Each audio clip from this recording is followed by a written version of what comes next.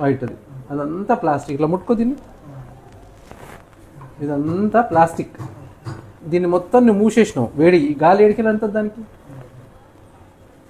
మొత్తం దీంట్లోకి వెళ్ళి తీస్తే ఇంత చెమటతో ముద్ద అయిపోయి బయటకు వెళ్తుంది నీ బిడ్డ. దీంట్లో ఇది మొత్తం మూసేసుకొని ఖాళీ తల ఒక్కటి తెరుచుకొని వాడు లోపల ఏం పోసుకుండా, వాడు గుచ్చబోసిండా మోషన్ పోసిండా అసలు ఏం వాడికి ఏమైందో మనకి ఏం తెలుస్తుంది, అవునా? సో దీన్ని సాధ్యమైనంత వరకు వాడకు. ఎండాకాలం కాదు, ఏ కాలం కూడా వాడద్దు. ప్లాస్టిక్ వల్ల నష్టాలే జరుగుతాయి. ఏదో అందరు ఈ మధ్య ఏదో సోకులో పెట్టుకొని అందరూ ఒక దీనికి 250 400 ఎంత ఇది 300 రూపాయలు 300 రూపాయలు పెట్టేసి సోకులు అందరూ వాళ్ళు వేసుకున్నారు కాబట్టి మనం కూడా వేసుకున్నాం కాడికి వచ్చి పంచాయి. ఇంటికాడ జాగ్రత్తగా చుట్టూ బట్టలు పెట్టుకోవాలి, మెత్తగా చేసుకోవాలి. పాత బట్టలు ఉంటాయి కదా, పాత బట్టలతోటి మంచిగా పరుపులాగా తయారు చేసుకుంటే కాటన్ ఏమవుతుందంటే మీకు అబ్జర్వ్ చేయదు, ఇది కనీసం అబ్జర్వ్ కూడా చేయదు. దీనిలోకి వెళ్ళి వచ్చిన దాన్ని ఈయనే ఆపుతుంది, అవునా?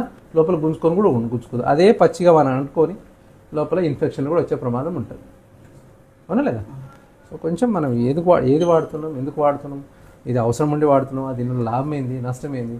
ఇప్పుడు మాకన్నా మీకే తెలుసు, పొద్దున్న లేచినప్పటి నుంచి ఫోన్లో మీరే చూస్తారు, డాక్టర్ల కన్నా మీరే చూస్తున్నారు ఎక్కువ, అవునా? మరి అన్నీ చూస్తున్నప్పుడు ఇది చూస్తలేరు.